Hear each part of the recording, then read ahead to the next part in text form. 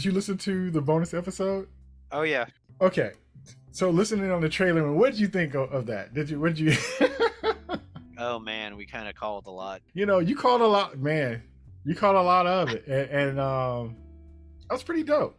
We were definitely thinking that it would probably be more than they gave us. I think we didn't know Yeah. what the pace was going to be and how it's going to be kind of drawn out.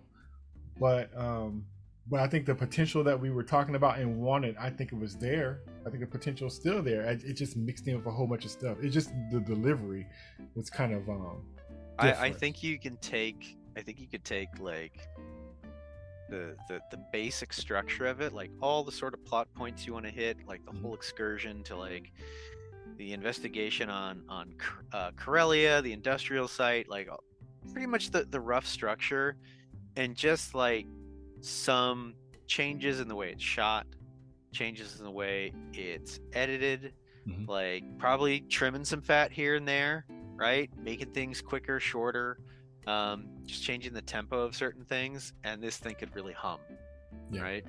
Yeah. You gotta, of course, like make it where Thrawn actually leads Ahsoka. It's like have those things set up and actually pay off and show them actually doing things.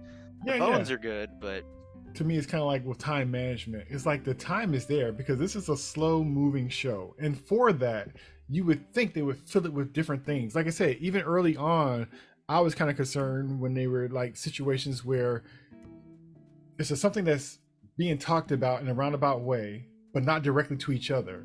And like I said, Ahsoka and Sabine could be, kind of talking around something, but not saying it. But then Ahsoka will walk off and talk to somebody else about the same thing she should be mentioning to Sabine, and vice versa. Yeah, it's like you're there, but you're not speaking, and you'll speak to somebody else. So when I saw that early on, it was just like, okay, here we go. So they're not using that time to be like, if anything, for the folks who's watching it, or even the folks who've seen the other stuff, fill in the blanks. What's been going on? What are your thoughts? How did you come to that? The things that was never shown, they could have been using that time to fill in with all that space, but instead they have these weird talk around stuff or not saying anything, but these big things are coming up. And so, we get a better sense of things a little bit when we had the flashback of the Clone Wars and stuff, but even that wasn't utilized to its best either. But even with that, it should have been more stuff like that, filling in the blanks, the thoughts, the process, how stuff came to things, since we're going to be here for that long. Otherwise, the show episodes need to be shorter or compacted together or something. But to have everything drawn out, and then when you have a chance to really make things seem smart and tight, you don't take it. Yeah. And so it's just like I said, time management. It's just bad use of the situation. Either make the episodes shorter or fill in those gaps with something more than this back and forth. Like I said, that's why it reminded me of a play where everything is just drawn out because you can't change locations. You don't have a slew of people that you can interact with. So, you're trying to make it seem like a normal conversation, but you got it drawn out with nuances and stuff. So, if the two people are trapped in a room for 2 hours, you can't tell what the answer is because the play will be over in 10 minutes. So you have to be like, so what about Dad? Oh, I remember when his father came over from blah, blah, blah. And he had a heart. I didn't ask you that. But that's the story you'll get. Everything but the answer. But at the end, or towards the end, you'll get the reveal of the answer to the question that you asked in the first 10 minutes. Right. It's kind of annoying when character the tension comes from characters not talking about the thing, right? Whatever the thing is, we're going to avoid talking about the thing, and that causes tension, or it causes misunderstanding, or it's like you've got the critical piece of information where if you just told me, I'd be like, oh well, then that means this, boom, problem solved, right? And it's unresolved, and the fact that it's done that way, and everybody knows the answers, and then all the characters are doing it. So Ahsoka and Sabine is doing it, Shin and Baylan is doing it, Hera and everybody doing it.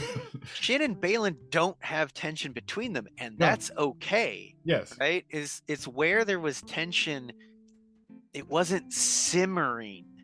It was like the stovetop's on low. It's not even started to boil yet. There just wasn't sufficient tension. There wasn't feeling of movement, like moving forward with the story, with the revelations, with the character growth, whatever it is, right?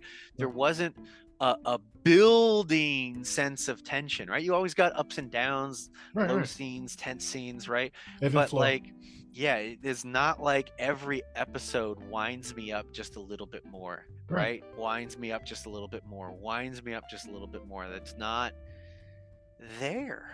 Yeah, everybody just taking their time, kind of chilling. There's nothing. There's no fire under their butts at all. And with all the situations, because even with Thrawn, even though it was smooth, he's calm, cool, and stuff. You almost didn't feel like it was any kind of, like he wants to go, I'm sure. But even somebody who's supposed to be cool, I would even appreciate seeing some tension with him, because it's like, I've been in here for too long. Make him Let's eager. go. Let's Make go. him Yes, eager, something, right? something. But even him, I like that he's calm and cool. But it's almost like when somebody's like fighting and stuff, like even when movies when people are under gunfire and stuff, and you see like, and I saw this first with James Bond. Mm. He's so cool that he's getting shot around his face, and he's not even blinking from the gunfire. Right. Like they're barely missing him, and he's and so cool that in this situation. undercuts the tension because Yes. he's not concerned. It just shows how badass he is. Not that he's not in danger. Oh, he's in danger because that bullet almost hit him. But Right. the fact that he's not even caring about a bullet striking him, and he's still under pressure doing what he got to do to get ready. Oh, that's a problem, but not his right now. Like he's beyond the tension. It's nothing going on behind Thrawn that, but even like you said before, that thing that everybody's afraid of was to be released, and they had that in the background, and it has to move his butt, and he's being calm in it, but he's really like, I really got to start stacking these cards in a certain kind of way because we have to go. We have to go. I'm not going to show it to everybody that I'm concerned, but something. But it's no tension, no clock, no countdown, no nothing. Even the fact that Thrawn is coming back, and that's going to be such a big threat on everybody. Even the New Republic is not concerned like that. Well, even them, they're not concerned. They don't think the threat's real. They don't think the threat's real. It would have been one thing if the New Republic was like, look, I've read the dossier on Thrawn. Thank God he's not around. But you've got no actionable intelligence that he's actually returning, right? If he returns, what? He's got the one ship that was with him, right? Or however many I think he might have had multiple Star Destroyers to get yanked with him, like 3 of them. But he's only down to 1, right? It's like, dude, even if he came back with all 3 Star Destroyers, right. Like, okay, that's bad.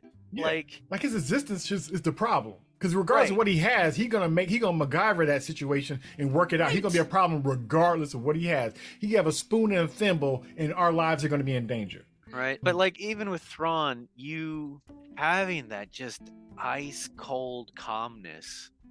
Yes, you need to have that where like no matter what, he's not gonna get flustered. But you can still have him say like, after 12 years or whatever it is, 12 cycles here, right? We can finally go back home, right? Like having him turn to Captain Enoch and be like, Enoch being like, we're jazzed, we're finally going home, right? Like just something. Right? Because otherwise it just sounds like he's like, oh, we finally get to launch my yacht, and we get to go on a cruise, right? So yeah, they just didn't crank anyone up, right? Did you hear that little dig where, well, it's not a dig, but when Ezra and Sabine was talking, and she was telling about stuff and talked about the Emperor and all that kind of stuff, and she's like, yeah, he's dead or something like that, or supposedly he's. I'm like, that's interesting that they threw that in, but I just went right past it.